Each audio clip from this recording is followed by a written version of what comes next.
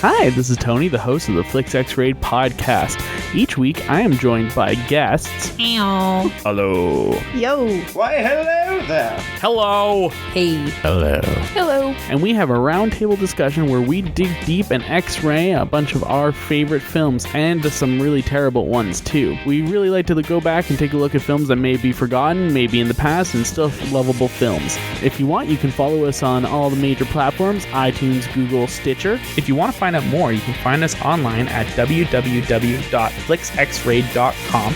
And you can also find us on Twitter, Facebook, and Instagram if you want to reach out to us. Good night, Internet.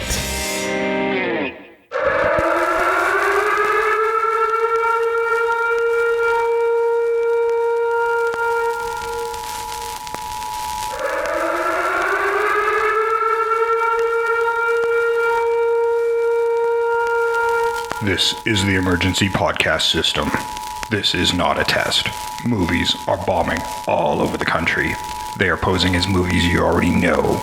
They may already be in your theaters, your neighbor's home, or even your own. Do not panic. Specialists have been dispatched. They will help you identify these pretenders and defend you against this invasion of the remake. Please stand by for further instructions. Welcome to the Invasion of the Remake podcast. I am your host, Jason Bishop, and with me today, well, is nobody. I'm here alone in the studio, but I'm not doing the heavy lifting today. I'm just introducing this episode.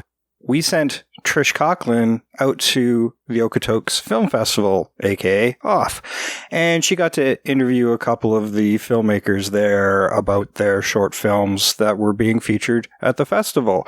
First up will be Daniel Christophersen, who is from Norway and produced a short film called Swan Song, followed by the trailer. We'll run the trailer for you.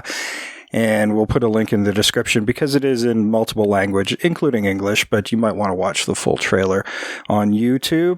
And after that, she has a conversation with Jade Andrusiw, and I apologize if I screwed up her name. I wasn't there to ask her what her full name was, so hopefully I got pretty close. But Jade's a young filmmaker from Canada, and she did a short film called The Things I Wish I Said But Never Did.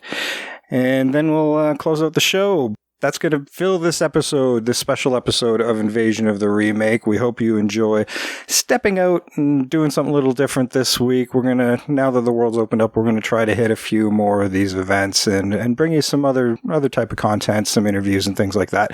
So check it out. Jade's an interesting filmmaker too, because this is her first short film. She's still in high school and she's already making film festivals. So definitely a young filmmaker to watch out for. And without further ado, here's our first interview. The sound, I should say, was produced by Tony from Flicks X-Rayed. So thanks for inviting us out to this event, and thanks for handling the sound duties for this episode. And here we go. Here's Trish Coughlin. Hi, this is Patricia Coughlin from Invasion of the Remake. Thank you, Tony from Flicks X-Rayed, who's here doing the sound here. And I'm speaking with Daniel, who brought us Swan Song. I sure did. A lovely little short. I guess off the bat, where did the idea for Swan Song come together? Yeah, so the film is about two Scandinavians who are on a work trip to Wales. And while they're driving through the countryside at night, they accidentally run over a swan. And they discover that in the UK, all swans belong to the Queen for some reason. And therefore killing a swan is treason. And therefore, when they are encountering a policewoman on patrol, they then, are threatened with treason. And we see how this affects their friendship and sort of work relationship as it's put under strain. Which, is kind of a strange plot. It's a great plot. I mean, the one big thing I noticed is when you had them discover that, because all the swans are owned by the Queen, this small little accident is all of a sudden treason. Sure. Which it is kind of a great impetus for an idea where it's like, okay, so all the swans, every single swan. The Queen loves swans. I don't know what it is. I guess, yeah. Isn't she the only one really allowed to eat them as well? That's interesting. I don't know if I know if she's the only one allowed to eat them, but that would be interesting. Maybe that's a different short idea. That's part two? Yeah, that's part two. The Queen is hungry and we're going to get her some swans. I don't know. Actually, the truth is, I only tell this post-film. I think nowadays it's no longer treason, but it was recent history. I think it was like 2012. It was still treason. Yeah. And there was like stuff in the press, like someone kills a swan and now they're like being arrested, and it was like a whole thing. I think the idea for me, like I in my head, I swear that someone told me the story that it happened to them, or they knew someone it happened to, and they like had to hide the swan in like their boot or something.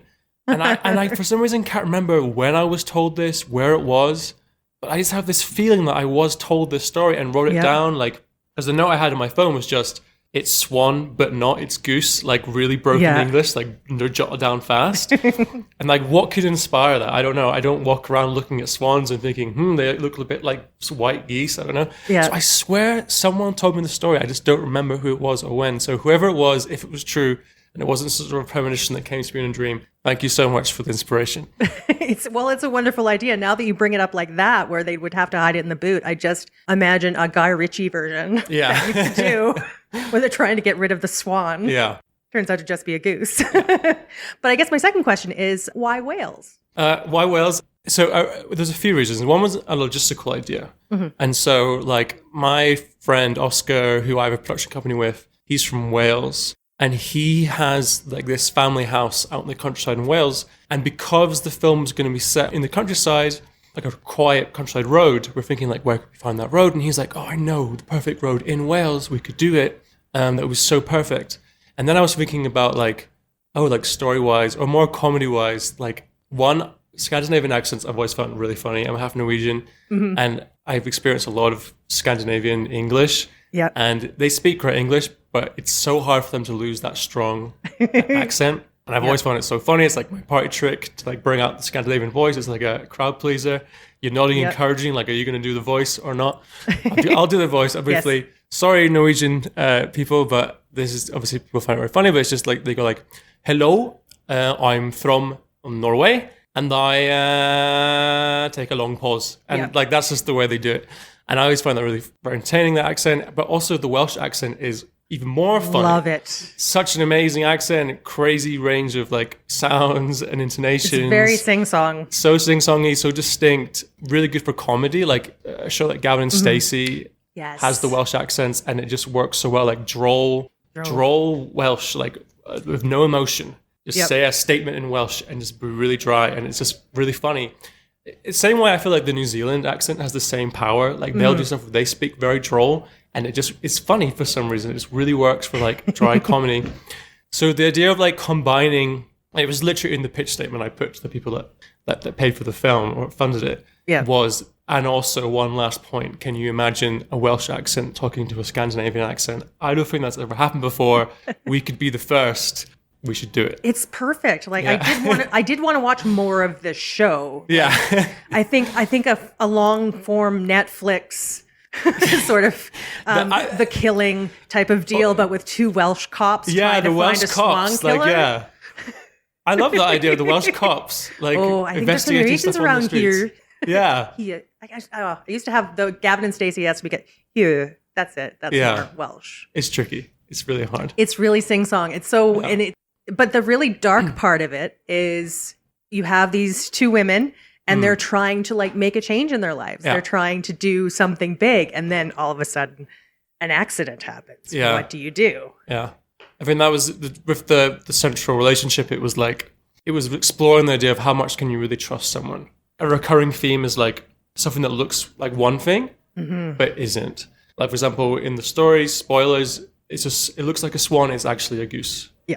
It looks like a really serious, tough policeman. He's actually so cheery and excited to meet people.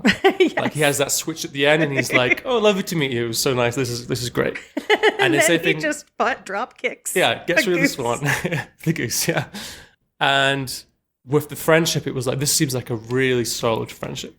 It seems like these people get each other, are always there for each other, could finish those sentences, bring everything together. But, you put a bit of pressure on it, put them outside their comfort zone. What does it really mean? Would they really stick with each other, or one person betray the other to save their hide? And that was the like testing that friendship that seemed so important. And, like I said, they're about to make a change together. They're going to start a new life together, they're going to build a business together. Well, and it's the great idea of actually beyond the accents, having them be foreign nationals in a foreign country heightens the sense of danger that they could possibly be in when they're discussing They don't know all the rules, they don't know the rules for this place. No. Yeah. And then we have Google to thank for this. Yeah. We've just committed treason. Yeah. What do we do?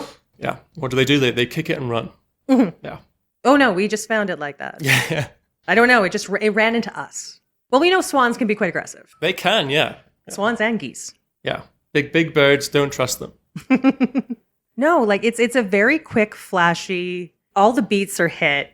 And it's just, where do you see the two main characters, I guess, after this? Yeah, I mean, it's sort of left a bit open-ended. It looks pretty bad.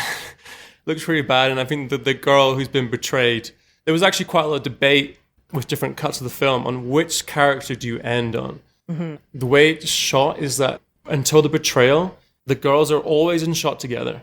They're always in the same shot, even if it's a little bit dirty. But they're always together. They're never in a clean shot. After betrayal, they're only shown separately.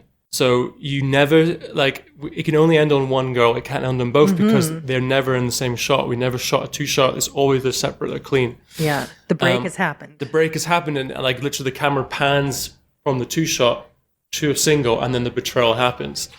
So then the question was, who do you end the story on? Who do you end it on? And it was like, what is more interesting to you? Is it the person who got betrayed, or is it the person who feels guilt for having betrayed someone? And I think I initially thought it was more interesting to stay on the other girl who did the betraying and linger on her. And I sort of sent cuts out and was like, who do you want to end the film on? What was a really interesting question. Who do you think it should end on? It was kind of 50-50, but it was sort of agreed that ending on the girl who got betrayed gives her momentum going forwards, and that she'll be the one to do what she wants to do now. Yeah. And she will maybe break up from this friendship, but she will have the impetus. She's the one who's deciding what happens next. Yeah. So I think it made sense to give her the one driving the car to lead the story out. For sure. Yeah. And it's also a note on, does she forgive her? Yeah. It's a whole nother thing. That's a heavy thing to leave on. You just had your friend almost tie you up for treason. Yeah. Does the friendship stand a chance? I mean, treason's pretty big. Bank robbery? Maybe. Yeah. I don't know. Goose killing? Definitely okay. Yeah. No, it's tricky. I don't know. I don't know. I feel like, could you come back from that? What would you do? If you were betrayed, do you think you'd forgive it? That level of betrayal is so harsh. I mean, yeah, you're in a very vulnerable state. I think it's a possibility, but I guess it's the other girl who did the betraying who has to do a lot of penance to her friend to prove her stripes. I think, honestly, if they're wanting to start a business together, she's got to do 90% of the work now. Yeah. In order to all get the back paperwork in. for sure. All the paperwork. And a really good name. If the name dies, we're dead here. Yeah. Because it was it Crayfish and Dolphin? It was Creative Crayfish Corporation. What did you see them doing? That was the other thing too. I wasn't really clear. Yeah, the business, I was also kind of wondering what would they be doing? I in my head I had graphic design for a while. And then maybe marketing. Yeah, I think marketing is a good one. I think I was always imagining, because I worked in Norway for a while, and it's quite a wishy-washy business world. People have roles that what's the word? Consultancy roles. Oh, yes, where you really offer nothing, but you come in and you kind of we got a great way to get your business to ship-shop shape, Oh, yeah. I imagine them being the kind of people who would be supporting or pitching business solutions. Yeah. That was the kind of thing. Something kind of boring, but they would really jazz it up. Oh, yeah. It's one of those things. What do you do? Well, I go in and I make sure that everything is kind of collectively put together. We look at the zeitgeist and all that. No. But what do you do? We streamline things, We motivate people. We get the staff, to feel good. We've got some great warm-up exercises you can do in the mornings. But what do you do? Team yoga, Yes. It's one of those ones, you just have to have all the lingo. Yeah, and the jazzy buzzwords. words. Yeah. Synergy. It's all buzzwords. That's what I think I imagined. From beginning to end, how long did it take you to put everything together for this? It's always a tricky question, that one, because it's from the first draft to shooting, because I think I had the first draft. I remember doing a table read of the first draft, I think it was late 2019. Oh, wow. Okay. Or early 2020. I think so, because I was still at film school. I never did a table read. I brought the script in because I was doing my graduation film at similar kind of time, at a different short film. And I had this script came in, and so I had the two scripts. And this one was just a kind of better concept. It was a cleaner concept and like kind of worked really well. I knew I could do this film. Yeah. And the other one was a little more complicated concept, more difficult logistics, a much harder story. So it was sort of like, I think I should push myself to do this other one, and I always have this one as a backup. Yeah. But then lockdown happened like March 2020, and my grad film got delayed because it was going to shoot that spring, like end of March, and we went lockdown beginning of March type thing. Yeah, it was right there. Yeah, so then I was like sitting at home, not much to do, and I was like, you know what? I'm going to pitch this film to this Norwegian film fund that I got money from before to make a different short. Okay. And I thought, because I think I could do, with the money they give, I think I could make this one. So ended up pitching this one to them, succeeded, and ended up shooting the backup grad film before the grad film anyway. So then I had the two films going at once, it was good that it kind of ended a COVID year of doing two shorts in like 2 months. And both, I think, turned out, I'm happy with both of them. But I'm glad I did this one this way and then the grad film the other way. So yeah, and so we ended up shooting October 2020-ish. And then I think the editing got a bit complicated because the grad film and this film were being edited at the same time, post-production at the same time, trying to get them both into the same grading and the same sound mix stuff. So they got kind of like, even though this one got shot earlier, it got kind of like into the same production schedule. And I think they both ended up being done about spring 2021. So it's I guess like 2 years. 2 years. A year and a half. But working on lots of different projects at the same time. So it's sort of like I couldn't say like it took 3 months because it's bits and bobs doing other projects and other things I was doing. So, but yeah. Well, it gave you a chance to do like two separate things, probably quicker and faster than you would normally do it. Yeah, I think so, yeah. And I think I've always liked having multiple projects going on at once because when one gets slowed down for some reason, you just pile all your energy into the other one. So it's definitely suited me to be making those at the same time, basically. And yeah, they were both fun in different ways. Well, do you find like sometimes stepping away and having to go work on the other one, then coming back to it gives you kind of a fresh perspective where you're like, why didn't I see this before? This is the solution. Absolutely. In every stage of it, like from writing and also editing, definitely just take a step back. Like forget all the secrets of your timeline and then come in and watch it again from like, even just because I hadn't seen the film for ages when I saw it yesterday. And then I was like, oh, like, why did I do that? Or like, why, like, but at the time, I'm sure it made loads of sense. Yeah. But for the most part, I was like, yeah, pretty funny, pretty good. Oh, it does make loads of sense. That's what I love about it. Is I don't feel there's anything gone wrong with it because when you walk into this movie, like you actually sit in, you're plopped in the middle, you know who everybody is right away, which is sometimes something even bigger movies can't do as well. Yeah. But it was quite a fun shoot. Like it was 2 nights in a row, to kind of like 5 p.m.s to 5 a.m.s, and night shoots. They do bring a certain atmosphere where like people do go crazy. People do like have proper dips and troughs of like their energy levels. Mine too. Like I feel like 3 a.m. is when I'm like, I have no idea what we're shooting anymore. I'm just going to trust that no one looks confused, so it's probably going well. And like, I think the acting is going well. Yeah, this seems fine. Seems fine. If they're dipping as well as you, are like, nobody will notice. Yeah. No one will know. But like, this was during the second lockdown in the UK. Nothing's open. You can't go out. I think there even was a curfew during this one. So if you couldn't really be out past 10 p.m. So in some ways, like getting to go shoot this film, even though we were all going crazy, like it was a social event. And like I think it was the second night, we had not that much lighting we could do because we had no plugs, we're in the middle of nowhere. There's like lighting tubes called Asteras, and you can program all these like funky programs in them. And the gaffer had found like the disco lights one, and they were like playing like ABBA from the car, like blasting Dancing Queen, and the crew. I got videos of the cast just like dancing around, going absolutely mental. And I know they're burning energy they need for later, but you got to get them. Let them have their dance.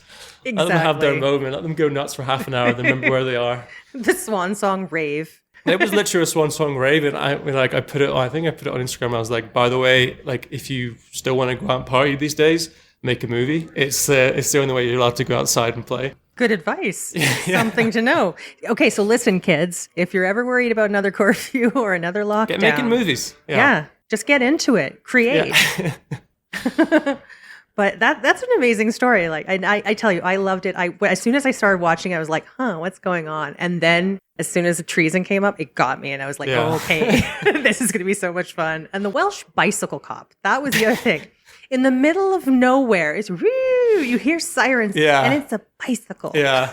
Well, again, that's the theme of it, was like something that seems like one thing, but is actually another. You see a blinking light in the distance, you think, God damn it, here comes the police. And it's just this lady on her little bike, that the production designer plastered police on it, and like it stops with a little dramatic little turn, but like, I think that was also a bit debated too, of like how absurd or surreal to make the Welsh world, but I just felt like, I just loved the idea of the person rocking up on their bikes. I was like, I kind of fought for it. Well, there's some stuff that it's just, you can go absurd as long as you're in that universe, and it's fine. Yeah. And I don't know, Wales is so much fun. There's so many areas for like the UK where people are just down for like a lot of fun. Yeah. And it can be absurd. And I mean, even here in Canada, in rural areas, the absurdity of stuff that happens is just crazy. Sure. So as soon as you're into a rural area, you can actually get away with a lot more than probably you could in a... I think also because the film's perspective is from the two Scandinavian characters, it means you can be a bit more playful with the reality they find themselves in, because they don't know the rules, so you don't know the rules. And I think that's maybe why you can sort of be a bit playful with like who these people are and like what they're... Because they're the narrators, essentially. Exactly, and that's why you can just think, that's why the audience will buy. And lots of people would read the script or watch the film and then Googled afterwards, they want to know, is it true? Yeah. Is it true? Is something true? And I think, but when you're in the film world, you buy it. I think you just believe it because you're told it by the police and by Google. And so, because the characters are bought into it, I hope at least the effect is that the audience buys into that. Okay, this is the situation. Exactly. Yeah. Yeah. Well, it's kind of to me, it was very refreshing to find a kind of horrifying scenario where the phones are actually of use to make it happen. Most of the time it's like, I've got no bars. Oh no, what will happen to us? Yeah, no, we needed bars in this film for sure. Absolutely. That exposition out there. Well, this has been fascinating talking to you. I love that short. It's so much fun. And again, if you want to do a Netflix where somebody kills a swan, like a 6-episode arc. Yeah, you'd really drag this one out. Yeah, have Gillian Anderson show up, just trying to do her killing bit. But like just as like a Rosencrantz and Guildenstern with the two people in the Swan. Just pitching this to you now. But it was such a fun movie to make, but I remember the first day, because it's shot in this like random ass town outside London where you take the train towards one of the northern airports, get off halfway in like the woods, and like those train stations where there's nothing around. Yeah, just the train stations and lots of trees. I took the train to get there. I think I went with the actresses, but the crew were coming in 2 cars with all the gear. And like I said, we started at like 5 p.m., which meant that they like got stuck in the traffic that we hadn't anticipated. So they literally showed up to this place, I think 2 hours late, if not more. And like, you don't have a lot of time. We're doing 2 nights. We've got a lot to do. And like, I'm obviously sitting there like pretty stressed out. And the actors were always like, oh, he's such a calm guy on set. Like, I'm good at pretending everything's okay. In my head, I'm like, well, I'm losing shots. I'm losing time. This is never going to work. And like, I remember when the crew finally arrived and then the makeup people were getting started on the cast. And I just said like, I'm just going to go check out the location. I'm just going to make sure everything's okay. I just like kind of wanted a moment to myself. And I walked, it was like a 10-minute walk to the spot. And I was literally walking to myself thinking like, because at that point, I think I hadn't directed a film properly for like 6 months, 7 months, something like. I've been a bit out of motions. And I was thinking to myself, like, why do I do this? Like, why does anyone do this? It's so stressful. It's like, it's like, why would you put yourself through this? Like, it's like being on set is horrible. But literally, I think about an hour later, if not less, everyone's in position. The lighting's done. The Swan's on the ground. Yep. I'm rehearsing with the actors, the 2 actors that were absolutely brilliant. So much fun to work with those 2. And when we were rehearsing, I remember thinking to myself, oh, no, wait. This is the best job in the world. This is absolutely the best job in the world. All I want to do is this. The roller coaster of emotions. Yeah, I really went for the roller coaster. And I think about that moment quite a lot sometimes when you do get to those like stressful moments on set. Like, remember the good stuff, though. Because there is a lot of stuff that isn't that fun with filmmaking. But the good stuff is the best stuff. Yeah, it can kind of overwhelm the bad experiences. Yeah, for sure. But I mean, like, and if you have time, it can be more good than bad. Like, the percentages add up. Perspective, I think you just put towards the good stuff. Well, yeah. Exactly. Well, gosh, it's been a pleasure to meet you. Anybody who can see Swan Song? definitely look into it. It's really good. Yeah. You will see the beginnings of a very nugget of an idea that eventually will become a very large thing, I think. I'm just pitching it. The funniest thing was that I found out when I did the Q&A after the film was that you guys in Canada hate geese. Oh, yeah. I just found that so funny. They're mean as hell. Yeah. And like, there was my perfect audience. It was a group of people who all like were quite happy to see a goose die. So yeah, I'm so glad I came and showed it to you guys, and I had a great time. Yes, you had the perfect appreciative audience. Yeah, there was no better audience I could have sat with, for sure. Exactly. Awesome. Well, thank you so very much. Thank you, guys. And before we go to Jade's interview, we'll run the trailer for Swan Song, and we'll go right into the interview with Jade Andrusiw. Kan du tänka dig en så här söt liten kräftmaskot och så kommer den så här lilla näbben och så bara hej. Du kommer aldrig. Jag tror jag kört på något. No shit. Killing a swan is an act of treason. Du kan få fängelsestraff. Alla svanar tillhör the queen. Som den riktiga the queen av England. Ja, som den riktiga jävliga queen of England. Och kör nu. Step out to the vehicle, please. Did you two happen to see what happened to that swan? It was there when we found it. Det är vårt ord mot hennes. Oss mot världen. I'm placing you both under arrest for swan slaughter. She was one driving. What? Hi, this is Patricia Coughlin from Invasion of the Remake. Here with Tony from Flick Sex Raid, who's doing our sound for us, and with Jade, who did the things I wish I said but never did. And she did do that. She did say them. Yes, that's the point of the movie. So what made you decide to do this particular piece? Well, right now I'm in grade 11, but all my friends are in grade 12 and they're all graduating. So for like the last 6 months, all I've been hearing is the things that they want to say, but like they're like, oh, I shouldn't say that, but. And then I started piecing it together, realizing that like this moment of like changing from like being a youth to an adult isn't like something that just happens. Going from high school to university, change happens like all through your life. Mm-hmm. So I thought it would be a really relatable movie for everyone, even just bringing back to adults who want to remember what it felt like to leave home and everything. Exactly. And as I was watching this, that was exactly what I was thinking. I'm like, oh yeah, I remember that. Whereas like, oh, now I'm going to be an adult now. Nobody gives you any codes. No. There's not a pamphlet. Yeah. Apparently, you're always just suddenly an adult. And I'm, let's just say, thigh deep in my 40s. And I have no idea what being an adult is either. So no, there is no pamphlet. There is no pamphlet. But yeah, it went really well. And I think I just wanted to really reiterate how like there is that guilt about leaving. Mm-hmm. And then realizing that it's something you have to do. That like involuntary change that comes with the emotion, that bittersweetness. Bittersweetness, yeah. Starting your own life. And I mean, you'll start and restart your life throughout the rest of your life, if I'm honest. But with this, when you're making this piece, is this where you see yourself going in the future? Like doing films, short films? Yeah, this is something that happened all of a sudden. I wasn't ever planning on doing film. I've always loved film. But I was planning to go to university for journalism, and then I started taking these film classes just for fun in school, and my teacher just started really pushing me, and I didn't even think of it as a career, but he got me set up with some producers in Calgary, and they've been really encouraging as a career. And when I got involved in the film festival, I was like, this is where I'm meant to be, like meeting all you guys. That's like really encouraged it. That's really awesome because, I mean, we need people with new visions, new ideas coming out there. Do you have any ideas for a follow-up yet? Or I have a few. I want to make sure I don't stick in the same realm of this like sweet little, I don't know, timepiece moment. So just trying to like peel more from like my everyday life. Like this weekend, my car popped on the side of the highway, the tire. I was like, oh, this would be a really great movie idea to talk about that. And just keeping more with things that like, I don't know, different things, not sticking to like one same thing. I do want to write about my family. I think that'd be really fun, is to write about just like a family dynamic and going more into comedy to I don't want to keep it sappy. Oh, yeah. Yeah. Well, dramatic comedy is huge right now. Yeah. Just trying like different things as much as possible because that's where you can like learn the most.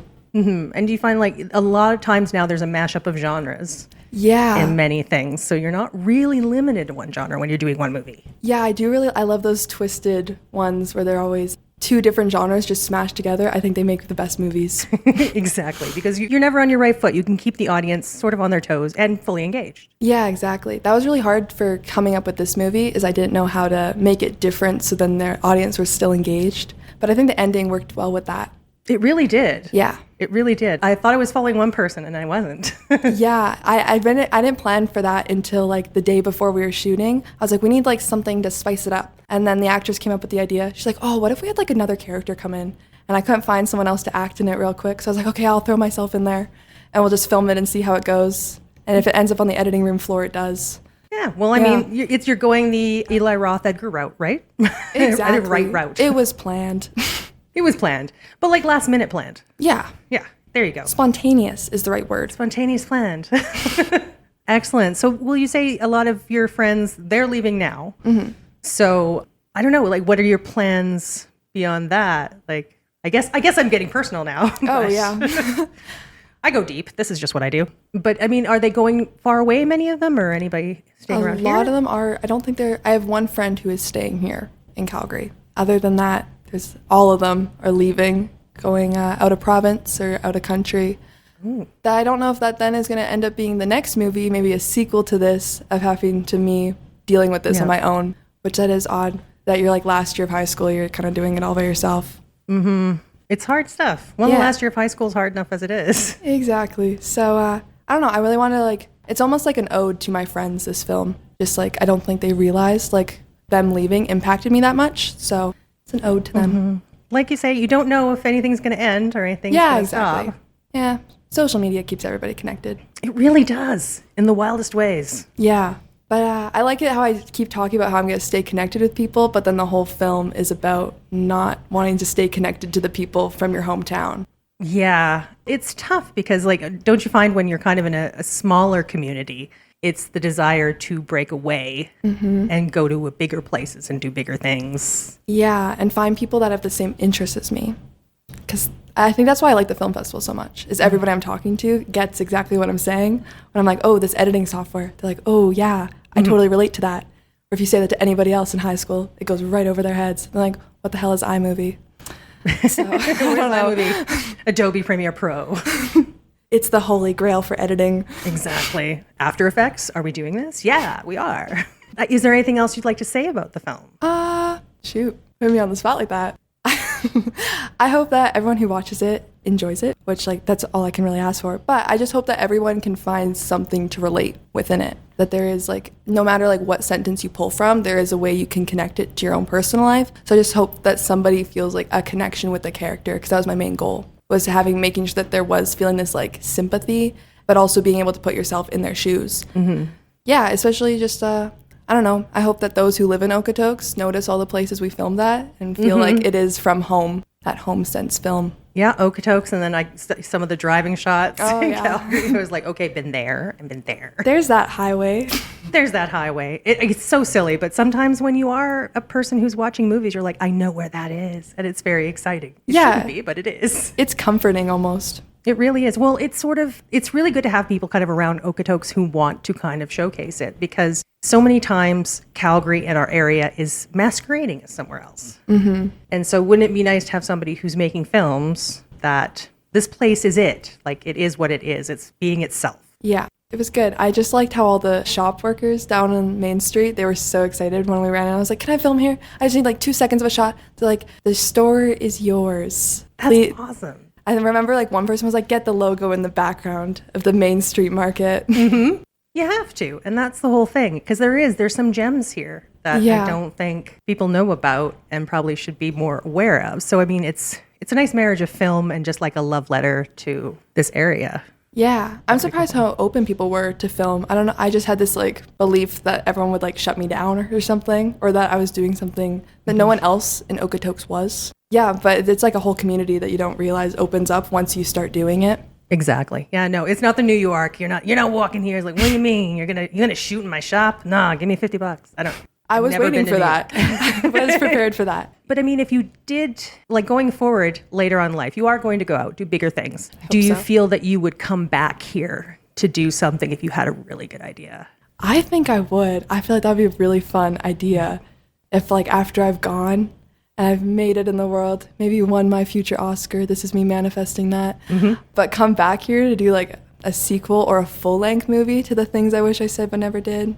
I thought it'd be really fun. But also, like, everyone in my school knows that I'm really into film. So I just feel like that would be a really cool energy to come back here and be like, oh, she used to walk around the streets with her camera, trying to do that old New York accent. But yeah, I definitely would. I don't know if I'd ever like come back and live here because I'm pretty set on leaving home. But I don't know, I'd definitely come back for like all these festivals, see all you guys here. Well, it's a great idea. And like you say, there's lots of people who are willing to be hanging out and more film. And the more filmmakers, the better. Exactly. As far as I'm concerned.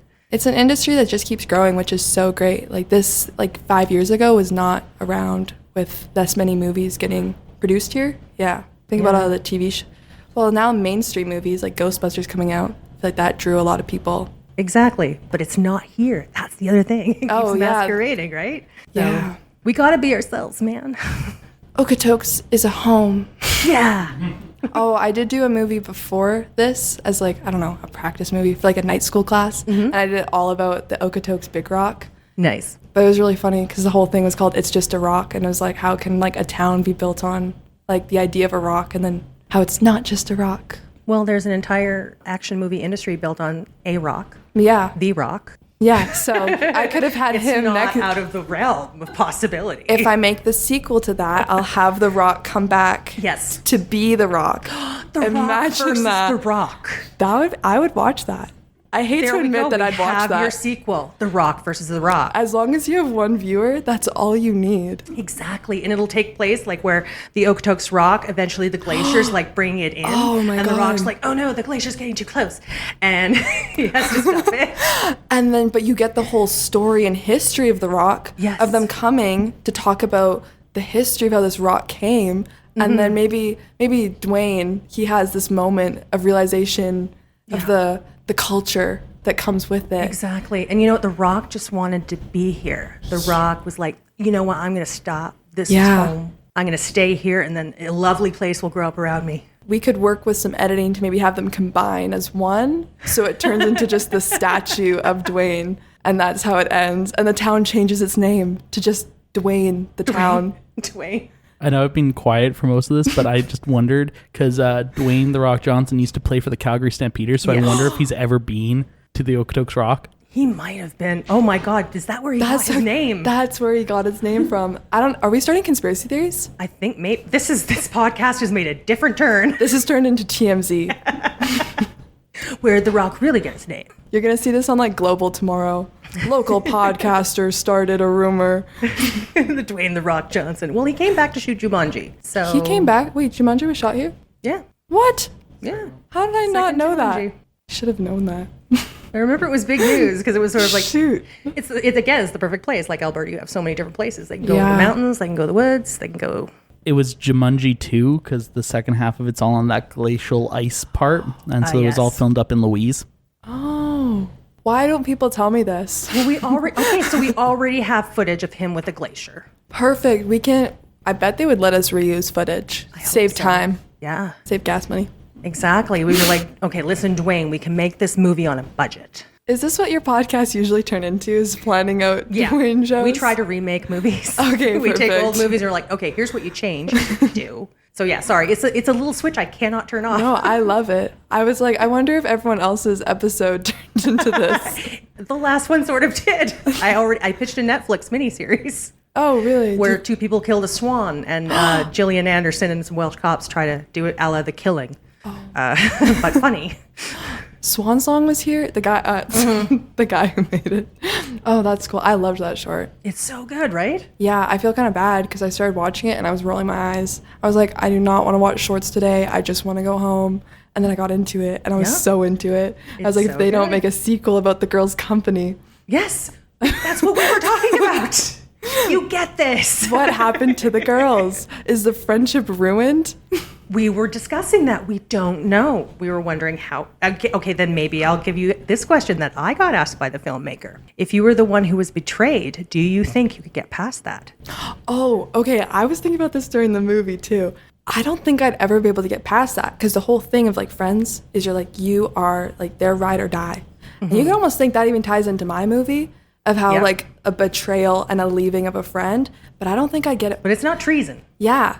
But it's one thing how, like, in mine, they're like, I don't know, the leaving, it's like I can get over that. Yeah. But if my friend, like, turned me in and said, oh, well, good luck out there, I don't think I'd get over that. Unless I thought the movie was going to go a totally different direction, and she was going to say, don't worry, if one of us isn't arrested, I can go pay bail. That's what had been my excuse. There you go. I don't know if it's a good or bad thing. Third option. I immediately thought of excuses I would have made as a friend who did that. Yeah.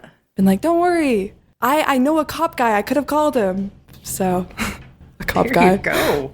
Wow. Yeah. Well, and this ties into like the title of your movie, The Things I Wish I Said But Never Did. The things she wishes she said but never did was... They all connect. Yeah.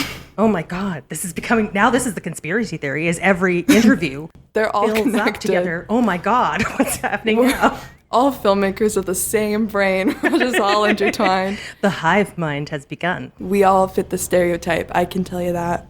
Well, this has been so awesome. I'm so glad you were able to have an interview with us. Yeah. 'Cause I really did enjoy your short because it brought me back in time, then it brought me forward in time to other times where I was still thinking the same things. Like, are these friends still in my life? Like, there's some that have been there for 25 years. There are others that maybe 2 or 3. But that's how life rolls, right? Exactly. Rock and roll. Yeah. I will say when I first read the title, I thought for some reason Things I Wish I Said But Never Did was a bunch of epic comebacks.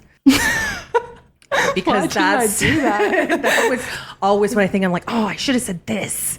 And then you do it in the mirror later and pretend you said it. Or am I the only one who does that? That would have been a better idea. I should have got in contact with you first before I made it. Well, no, this is the sequel. We're just doing sequel. It's going to be a series. An entire series of everything I wish I said. Maybe like at the grocery store when you say, have a good day, you too. Shoot, shouldn't have said that. Yes. Or here's your change, you too. I've done that. You've done that? Yeah. Oh, no. Don't worry. I was a cashier for a bit. And, okay, we do mock people that do that. We'll immediately turn. I was a cashier too. You were a I can't believe I did that. Where were you a cashier? Oh, many, many years ago at an IGA. Oh. We called it IGA. IGA. And then my friends worked at the UFA. That was UFA. I work at No Frills, the banana store. Yes. Yeah. So we all have terrible store names. Yes. Hey, we're just not flashy about our store names in Canada. No, we're humble. We're humble. You go in there, you buy your stuff. I worked at Slaveway. I used to work there too for a while. I don't know how many of us worked at Mostco. These are awful. And Stupid Store. Stupid store. I called it Stupor Store. I love Stupor Store. But like I actually like love the store. So I can't hate it. I do like the fact that it does give you produce you don't normally see. And when I was younger, it was like rural Alberta. I didn't see an avocado till I was 19. How is that possible? Iga didn't prepare you. I'm very old. Very old. Now we've got the elderly podcast. In my day, Avocados weren't common here. avocados weren't common. And you know, when you talked about leaving, it was like maybe to a farm outside town with the person who you just ended up with because there was only so many people. I wonder if Daniel would be offended by these accents that we're doing right now. Oh no, this is just my old lady. We should have done the entire podcast in British accents. I was trying to do Welsh. It did not go well. I need to binge the entire Gavin and Stacey, and then I can do a little bit. I don't think I could do that. A Welsh accent. I wonder if my future employer would find this of me doing British accents with you on a podcast. You never know. This is the whole point. You've been in front of the camera. So like I say, you can do an Eli Roth level of stuff where you end up in front of the camera as well as behind it. I would do that. I like being in front of the camera. I just like the control of being behind it more. Exactly. And like that's the thing. You can tell those stories. You can direct yourself. Mm-hmm. You can be an auteur. Ooh. I have a secret. I'm terrible at coming up with movie ideas. My mom comes up with them. That's okay. Yeah. Do another podcast. She'll say them and I'm like, ooh, movie. Well, we're here to help anytime you need exactly. movie So that ideas. ties we in. already have that epic rock idea. Yeah, so that ties into how I'm awful at ideas, but I came here to find more Yeah. from you guys. I'll give you credit. Don't worry. Sounds good. Well, I'm great at ideas, bad at follow through. So We are the perfect team. there we go. So when it goes to the Oscars and Dwayne wins his first, yeah. and he'll be up there going, Thank you to that podcast. Yeah. You started it all for me. Shout out to Okotoks. Yes. Or Dwayne. Yeah, it wouldn't be Dwayne. What would we call it? Okotokian. Dwayne-a-tokes? How can we mosh those words? Okay, Yeah. Rokotok? No. John Tokes sounds weird. John Tok. Oka Johnson? Ooh, Pebble till Boulder. And he starts small in his career. Yeah. And comes back. A little erosion. Yes. I have to say, I was really disappointed when I found out that his daughter's name was not Pebbles.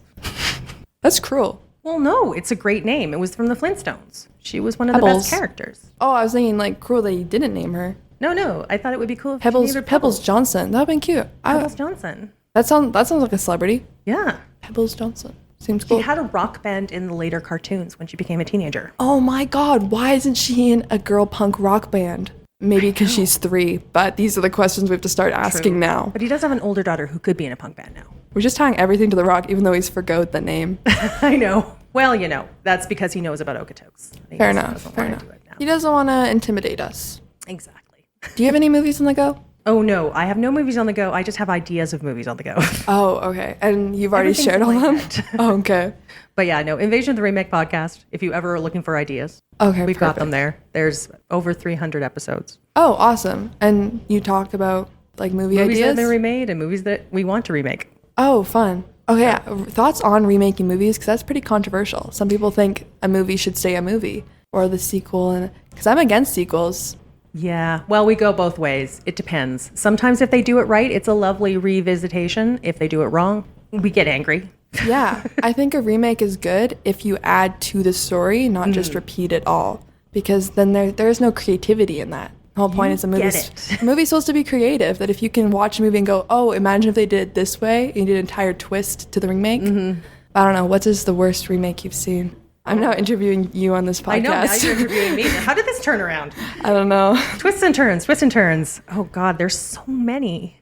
Of the worst ones? Oh, yeah. There's so many that were just from Disney. So bad. Okay, this one was a really one that it broke. There was 2 very definite camps on it. Point Break, I thought was really bad as a remake. What's Point Break? What's Point Break? I don't know what Point Break is. God, I'm so old. Who's the lead actor? In the original, it was Keanu Reeves and Patrick Swayze. Oh, okay. I should know this. Yeah. Shoot. Ew. Yeah, in the remake, I just forgot. I'm 2005. Fuzz. Hot Fuzz. I've also never seen Hot Fuzz. Okay. We have so much to show you. You're so young, and I'll forgive you because you're just starting your movie journey, and I've learned that there's thousands that I haven't seen either. Yeah. Because there's millions of movies out there. Yeah. Watch Point Break, the original, not the remake. Yes. Okay. Original, not remake. Highly recommend. Yeah. Keanu Reeves. I love Keanu Reeves. There you go. I also have not seen a lot of his movies, though. Okay. Well, this is like very early in his career. Directed by Catherine Bigelow. Okay. Female director, but she nails it. Yeah, I always think I know a lot of movies until someone brings them up and I go, shoot, I haven't seen that one either. But I'm always like, I'm usually ahead of the game. It's okay. We're doing a deep pull. I rewatch too many movies. They should remake. I don't know if they should. I don't know if there's like a Wes Anderson movie I'd watch a remake of. Not enough people know about them, and they need to bring them back. He needs to make more because I didn't like his last one. Oh, I didn't see his last one. It was bad. I didn't like it. Yeah, I think if you do remake them, you have to do them Fantastic Mr. Fox level, where they have to be stop motion, live to stop motion. That'd be kind of cool. Wait, yeah, because the original is live? Yeah, and then make a stop motion version. I would watch that. That'd be pretty good. And then make one with puppets. And then make one with just animals in suits. I'd watch like that sock puppet orchestra. Did you guys see that one that was shown yesterday? Imagine you did that, but it was Fantastic Mr. Fox. That'd be pretty good. That'd be pretty good. And I will melt your mind by saying, well, maybe in a year watch Meet the Feebles. Meet the Feebles. Is that like Meet the Fosters? No. Oh. Shoot, I'm too young for this. It is. Oh, God, who did Lord of the Rings? Peter Why Jackson. is it gone? Peter Jackson. It's Peter Jackson before Peter Jackson was Peter Jackson. Oh. It's something dark, but you must watch. Okay. I'm surprised. I don't mind the dark movies. They're pretty good. I'm just going to say prepare yourself. Oh, okay. I'm not going to give you any spoilers at all. Oh, did you guys watch the scary twisted ones yesterday? I programmed all of them, so I've seen every single piece. How were they? Because they looked terrifying at kickoff. There's definitely one that I loved. that is one of the ones that we had to put major trigger warnings on. The little girl. No, not the little girl one. Everyone's talking about that one. That one was also pretty terrifying, but it was the Taiwanese one. Oh, okay. Where it's definitely got rape and body horror and all sorts of stuff on it, but it is visually stunning. Yeah. And terrifying to the point where you're like, this is horrifying to watch while showing almost next to nothing. Oh my God. One thing to remember as a filmmaker is everybody's tiny little lizard brain can fill in the worst possible thing that you could ever show. Wow. Yeah. That's like, what's that one? They do Blair Witch Project. Yeah. Yeah. Recently watched that the other day. This is so weird. I've also never seen that one. Oh, you have to get on this and then we'll get back. You know what? We'll give you a list, then we'll circle back. Oh, and we'll go through and rate them all. Yep. And I'll give my honest opinions. Oh, but you gave it your worst remake? Okay, ultimate best. Ultimate best? Suspiria was really well done as a remake. I thought it was pretty fantastic. It was a giallo. Those are hard to remake. Okay. But it was visually, it was in the same realm. It was frightening. It was terrifying. It was much better than I could have possibly expected. So now I know when I make remakes of all my films from now, I'll watch Suspiria. Yep. And pull elements from it. There we go. We'll watch the two together, and then you'll see kind of how what works and what doesn't work, especially when we do this entire... I'm thinking it's a trilogy for our rock movie. Yeah. Yeah. And we can really pull off of our ideas with that. Grow it. Make it a cult following. Yes. It's bigger than Pulp Fiction. It is. It's rock fiction. The new age indie kids, it will turn into their Bible. That's the idea. That's the goal as a filmmaker. Hell yeah. Yeah. Okay, we've put our manifesto out there, everybody. Yes. You've heard it here first. Don't be surprised when it's released. Exactly. Awesome. Well, thank you so much, Jade. Thank you so much for calling me in. Oh, this is an awesome. I love this. This interview went peaks and valleys. We didn't know where we were going. Nope. But we ended up in some wild places, and thank you so much. Yeah. And I hope to see some movies that you create in the next little while where it will take me into places I never expected. Oh, thank you so much. Great. This is fun. All right, that's the interviews. Thanks for joining us this week. Next week, we'll be back to our regularly scheduled programming. And hopefully we'll have some more new content because we're going to be out to HorrorCon very shortly. And we're going to try to get some content from HorrorCon here in Calgary. Don't forget to follow us on our social media at Invasion Remake on Twitter, Invasion of the Remake on Facebook and Instagram, and Invasion of the Remake at gmail.com. Check out our website. It is invasionoftheRemake.wixsite.com/podcast. And over there's a link to our store. And on the page, you can find a button that'll take you to our store. Hit that store button, and it'll take you to our TeePublic page where we've got all sorts of great content. We've got t-shirts, mugs, posters, PPE masks, and so much more. Lots of comfortable wear for the summer. Get yourself a tank top. It's hot out. Get yourself a tank top and get out there in shorts and do some hiking in an Invasion of the Remake tank top. If you use that link and you don't want something from our store, just keep shopping. You will get a portion of the sales regardless of whether you buy something out of our store or not. But if you like what we do, please support us by buying something in our store. It helps keep this show free every single week. And we sure do appreciate it because does cost a little bit of money to keep this going, so every little bit helps with hosting fees and equipment maintenance and replacement and that sort of thing.